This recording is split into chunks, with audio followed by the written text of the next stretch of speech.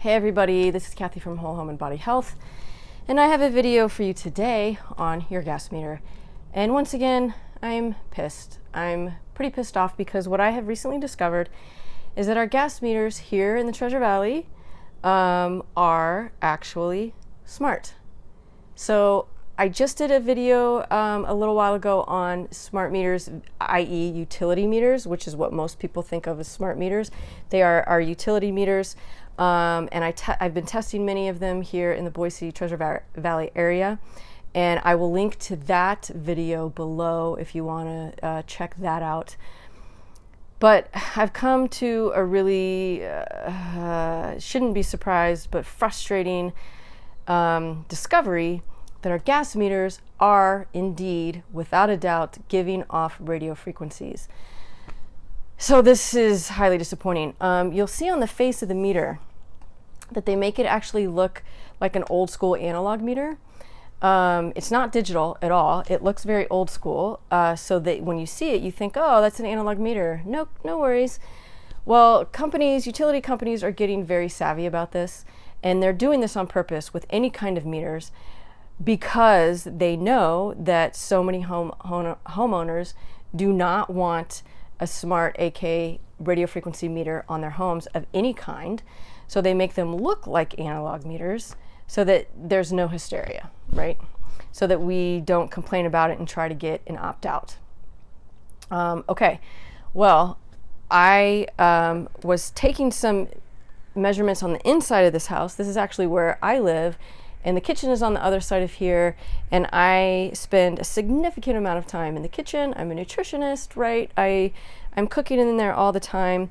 And I noticed I take measurements with my meters every now and then just to check up on what's going on in the neighborhood because things change constantly.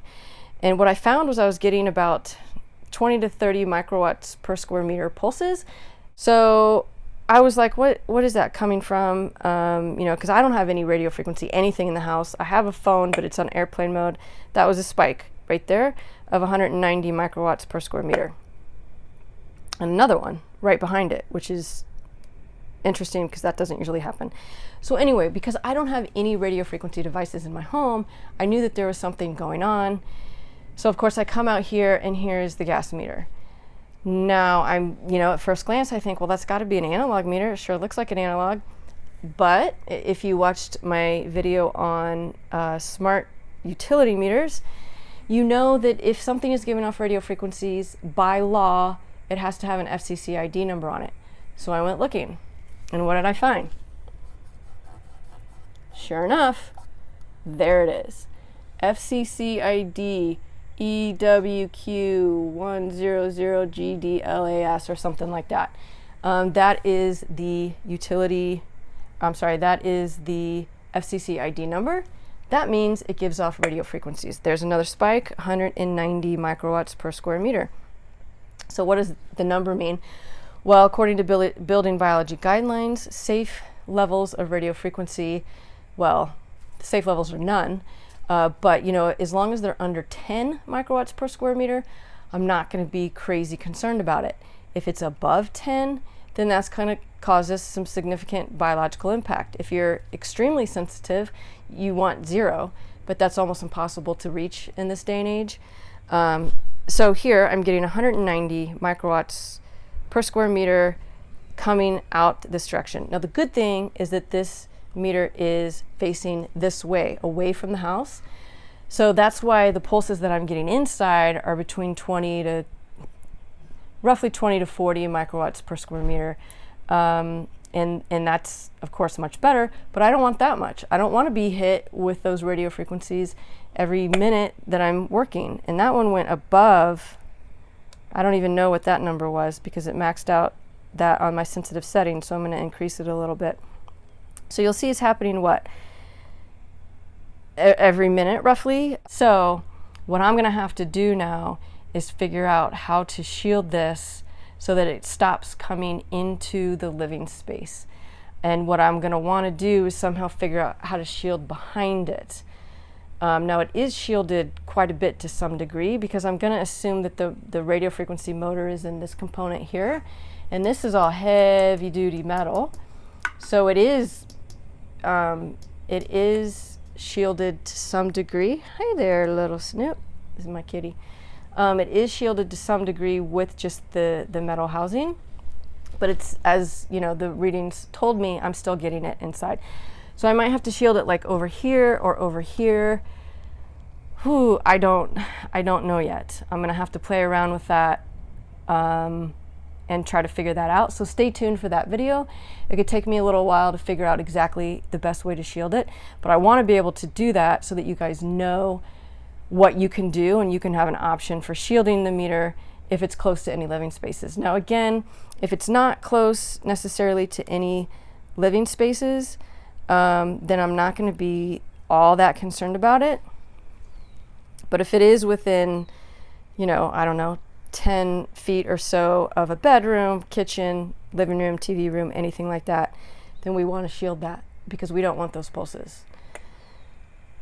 Okay, so that, I just got another pulse and it was 1,450. Why was it that high that time? I don't know. That was significantly higher. That's high. That's very high. That's enough to concern me for sure. But that's what these meters do. You know, it depends on how they're configured. When the utility person comes, they have kind of some directions on how to, you know, set these up and decode them, and they're all different depending on the directions they get, depending on who does it. I don't get consistent readings from meter to meter. They're all different. So I'm getting high readings off of this, and I'm kind of pissed off about it. Because everybody's freaking out about their smart meter, which is the utility meter in their house. And guess what? Oh, it was the gas meter all along. So this is very disappointing. Anyway, if you guys have any thoughts, if you have any questions, please let me know. I would love to help you out with this situation. And again, like I said, as soon as I get it figured out on how to shield this, I'll do another video and post that for you. So I hope that was helpful. Sorry to be the bearer of bad news, but do check out your meters. Look for that FCC ID number. If you've got it, that means you're getting exposed. Not nearly as exposed though from your phone. So I'm just going to say this, if you're still using your cell phone every day, you're getting, you know, magnitudes higher of an exposure every day from your phone. So if you're somebody that's got Wi-Fi in your house or a phone, this is the last thing I'm worried about, because you're getting way bigger exposures from your phone and your Wi-Fi. So there'd be no reason to shield this if you're getting those exposures from yourself, you know, from your devices every day. You first got to hardwire your internet, and you got to figure out another way to communicate via landline, via your hardwired computer, whatever. Because those exposures you're getting from your phone and Wi-Fi, you know, miles bigger of an exposure. So that'd be a first step. Anyway, if you want to shield this, stay tuned and I'll show you how to do that.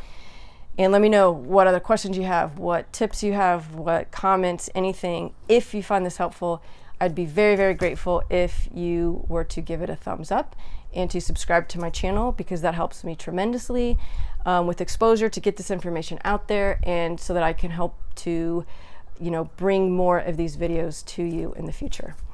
Okay guys, that is all for today. Thank you so much for watching, and we'll catch you next time. Bye.